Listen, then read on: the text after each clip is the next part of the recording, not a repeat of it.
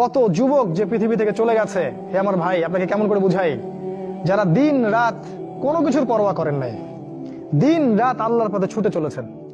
ওই খালিদ বিন ওয়ালিদ রাদিয়াল্লাহু আনহুকে দেখেন, তিনি মৃত্যু সজ্জায় বলেছিলেন যে আমি জাহাদতু কাযা ওয়া কাযা, আমি যে কতই না যুদ্ধ করেছি আল্লাহর পথে, আমার শরীরে এমন একটা দাগও নাই যেখানে মানে একটা জায়গাও বাকি নেই আমার শরীরের মধ্যে যেখানে কোনো তরোয়ালের আঘাত নাই বা বর্ষার ছোঁয়া নাই।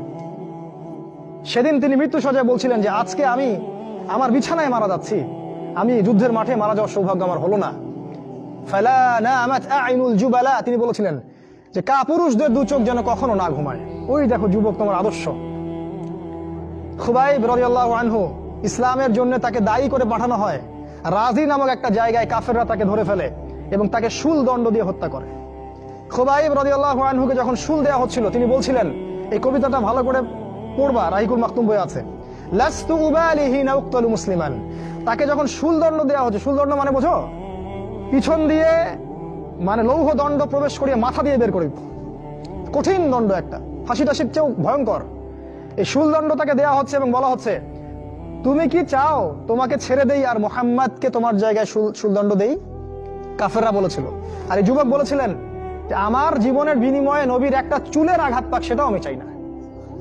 দোয়া করছে আল্লাহ আমার মৃত্যুর সংবাদটা নবীকে পৌঁছে দিও। আল্লাহ পাক সেটা পৌঁছে দিলেন। রাসূল মদিনা থেকে খবর পেয়ে গেলেন যে খুবাইবকে হত্যা করা হয়েছে। তিনি তখন কবিতা আবৃত্তি করছিলেন যে লাস্তু উবালিহি না উক্তালু মুসলিমান, আমি কোনো পরোয়াই করি না যখন আমাকে মুসলিম হিসেবে হত্যা করা হচ্ছে। আলাই জামিন কানা লিল্লাহি মাসরাই, আমাকে যেদিকেই পাশ ফেরানো হোক না কেন সেটা আল্লাহর জন্যই। ওয়াযালিকাল ইলাহু ওয়া ইয়াশা, এবং তিনি হচ্ছেন এমন ইলাহ যিনি যদি চান ইউবারিক আলা ফি কুল্লি শিলুই মিমাসা, তাহলে তিনি প্রত্যেকটা আমার গোশত টুকরা হাড্ডির মধ্যে বরকত দিতে পারবেন। এই কবিতা বলতে বলতে তার জান চলে যায়। এই যে তোমার আদর্শ, কখনো ভেবেছো তাদেরকে নিয়ে? তারা তোমাদের সুপার হিরো। আজকে ফ্যান্টাসির জগতে সুপার হিরো খুঁজে বেড়াও তোমরা রাসূলের আদর্শ গ্রহণ করার সৌভাগ্য হলো না। খালিদ বিন ওয়ালিদকে দেখতে পারলে না। ওমর ইবনুল খাত্তাব এমন বীর যার সামনে 10 জন 15 জন কিছুই না, তরোয়াল নিয়ে বের হয়েছেন নবীকে হত্যা করবে। প্রতিমধ্যে শুনলেন কি তার বোন ভগ্নিপতি ইসলাম কবুল করেছে, চললেন বোন আর ভগ্নিপতিকে আগে মারবো তারপর নবীকে। সেখানে গিয়ে শুনলেন কোরআন তেলাওয়াত করা হচ্ছে, কান লাগিয়ে শুনলেন কি তেলাওয়াত করা হচ্ছে। জিজ্ঞাসা করলেন কি তেলাওয়াত করছো? তারা বললো যে আমরা কিছুই তেলাওয়াত করছিলাম না। তিনি মারধর শুরু করলেন, এক পর্যায়ে একটা কাগজ বের হয়ে আসলো, ওই যে নুসখা, সেখানে লেখা ছিল সূরা তাহা। সেই সূরা তাহার তিলাওয়াত শুনে পড়তে পড়তে পড়তে পড়তে তার চোখ দিয়ে দরদর করে পানি পড়তে লাগলো এবং তিনি বলতে লাগলেন ইয়ানবাগি লিমান ইয়াকুলু হাদা আল্লা ইউবাদা মাআহু গায়রা, যে সত্তা এরকম কুরআন নাজিল করতে পারে উচিত হবে না যে তার সাথে কাউকে শরীক করা হোক। বললেন শাহিদতু আল্লা ইলাহা ইল্লাল্লাহ ওয়া আন্না মুহাম্মাদান রাসূলুল্লাহ, আমি সাক্ষ্য দিচ্ছি আল্লাহ ছাড়া কোনো মাবুদ নাই এবং মুহাম্মদ আল্লাহর রাসূল সাল্লাল্লাহু আলাইহি ওয়াসাল্লাম। খুযুনি ইলা রাসূলিল্লাহি ওয়া আসহাবিহি, আমাকে আল্লাহর রাসূল এবং সাহাবীদের কাছে নিয়ে চলো, আমি ইসলাম কবুল করব এখনই গিয়ে। সেখানে গিয়ে নবীকে বললেন ইয়া রাসূলুল্লাহ আমি জিতুকা উমিনু বিল্লাহি ওয়া রাসূলিহি, আমি আপনার কাছে এসেছি আল্লাহ এবং আপনার প্রতি ঈমানদার হয়েই এসেছি। ওয়া বিমা জিতা বিহি মিন ইনদিল্লাহ, আর আপনি আল্লাহর পক্ষ থেকে যা নিয়ে এসেছেন এই কোরআনের প্রতি ঈমানদার হয়েই আমি এসেছি এখানে। তিনি বললেন ওই সময় ওমর ইবনুল খাত্তাব যে ইয়া রাসূলুল্লাহ আমরা কি হকের উপর নাই? আলাসনা আলাল হক ওয়া লাইসু আলাল বাতিল, আমরা কি হকের উপর নাই? মুশরিকরা কি বাতিলের উপর নাই? তাহলে আমরা কেন গোপনে গোপনে ইসলামের দাওয়াত দিব? আজকে থেকে প্রকাশ্যে ইসলামের দাওয়াত দিব। তখন থেকে ইসলাম প্রকাশ্যে দাওয়াত পেয়েছে, তার আগে পায়নি। তুমি ওমর হতে পারো না? একটা ছেলেকে দেখলাম অনলাইনে, আমি তাকে চিনি না, অনলাইনে একটা স্ট্যাটাস দেখেছিলাম, খালি ইসলামের পক্ষে কিছু একটা বলার কারণে তার একটা বড় পথ চলে গেছে এবং সে স্ট্যাটাস দিয়েছে যে যদি একদিন বাঁচি সিংহের মতো বাঁচবো, তাও ধর্মকে আমি দলের কাছে বিক্রি করব না। মন থেকে দোয়া চলে আসলো। ওর ওখানে আমি কমেন্ট করেছি যে তোমাকে আল্লাহ ওমরের মতো কবুল করুক। হামজা বীর সাহাবী, যাকে উহুদের যুদ্ধে শহীদ করা হয়েছে, আবু জেহেল রাসূলকে চর মেরেছিল একটা। হামজা রাদিয়াল্লাহু আনহু যখন শুনেছেন আবু জেহেল রাসূলকে মেরেছে, সরাসরি আবু জেহেলের বাসায় ওকে গলার ধরে বের করে প্রচন্ড জোরে ঘুষি একটা মারা হলো। বলা হলো যে আমার ভাতিজা যে দিনের উপর আছে আমিও সেই দিনের উপর আছি, রুদ্দাহা ইন ইসতাতা'তা, তোমার ক্ষমতা থাকলে আমাদেরকে ঠেকিয়ে দেখাও দেখি। তিনি রাসূলের কাছে গেলেন, বললেন ইয়া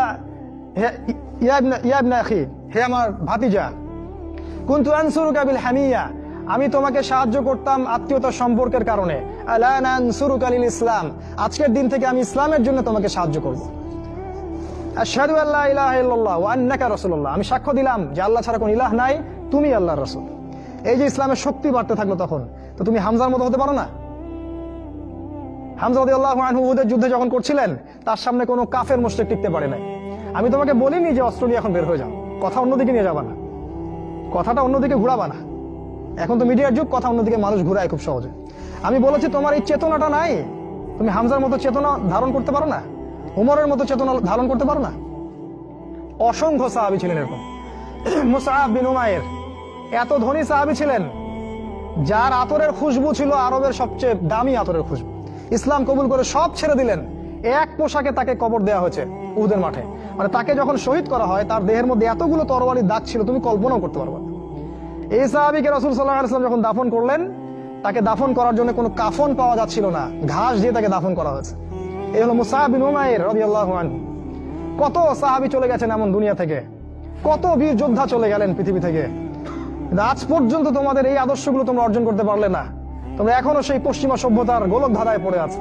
ওই ইহুদি, ওই খ্রিস্টান, ওই দাজ্জালের অনুসারীরা যা শিখাচ্ছে তাই শিখছো, যা গিলাচ্ছে তাই গিলছো, মিডিয়ায় যা দেখছো তাই বিশ্বাস করছো।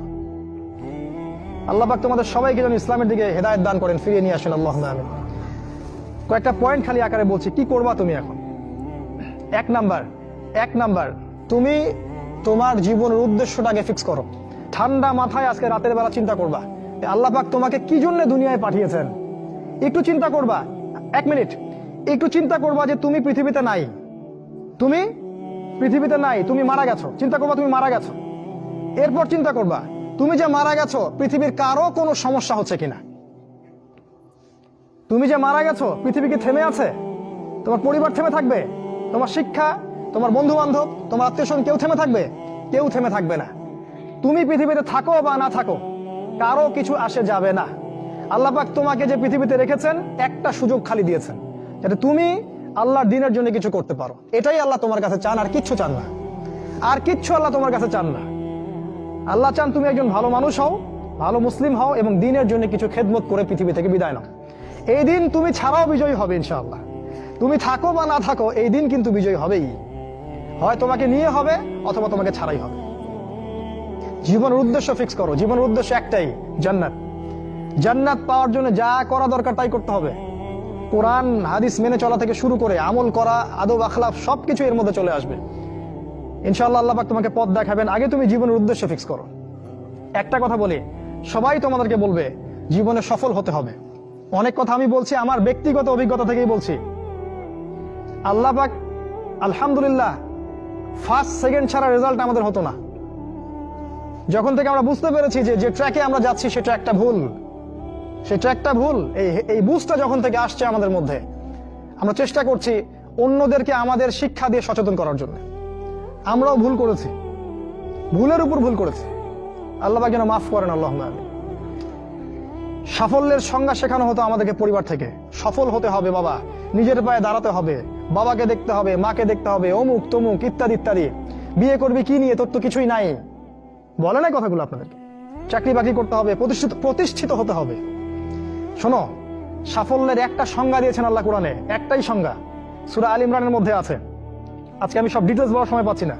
সূরা আল ইমরানের মধ্যে আছে, কুল্লু নাফসিন যায়িকাতুল মাউত, প্রত্যেকটা নফস মারা যাবে এবং কিয়ামতের মাঠে তাদের পুরোপুরি প্রতিদান তাদেরকে দেয়া হবে। এখানে আল্লাহ সাফল্যের সংজ্ঞা দিয়েছেন, ফামান যুহজিহা আনিন নার ওয়া উদখিলাল জান্নাহ ফাকাদ ফাজ। ওই দিন কিয়ামতের মাঠে যাকে জাহান্নাম থেকে বাঁচানো হবে আর জান্নাতে প্রবেশ করানো হবে, ফাকাদ ফাজা, এই ব্যক্তি হচ্ছে সফল। সাফল্যের সংজ্ঞা কোথায় পাইলেন? যদি আমরা জাহান্নাম থেকে বাঁচতে পারি প্রত্যেক ব্যক্তি এবং জান্নাতে যেতে পারি, সেই সফল। এছাড়া কেউই সফল না, এই পৃথিবীর কেউই সফল না, কেউ না। সে যত বড় রাষ্ট্রনেতা হোক, পণ্ডিত হোক, বিজ্ঞ হোক, পণ্ডিত কে হয় হোক, যার দাপটে সারা বিশ্ব কাঁপে, এও সফল না যদি না সে জান্নাতে যেতে পারে। কিন্তু একজন এই ভ্যান চালক, এক রিক্সা চালক, এক আমার ওই গরিব চাচা, ওই কৃষক, সে যদি হিসাব দিয়ে জান্নাতে যেতে পারে, সে সফল। তিনি সফল, তিনি আল্লাহর কাছে পছন্দের বান্দা। অতএব জীবনের উদ্দেশ্যটাকে ঠিক করে ফেলো, এটা প্রথম কাজ। দ্বিতীয় কাজ, তোমাকে জ্ঞান অর্জন করতে হবে। দ্বিতীয় কাজ, কিসের জ্ঞান অর্জন করবে? যে জ্ঞান তোমাকে আল্লাহর দিকে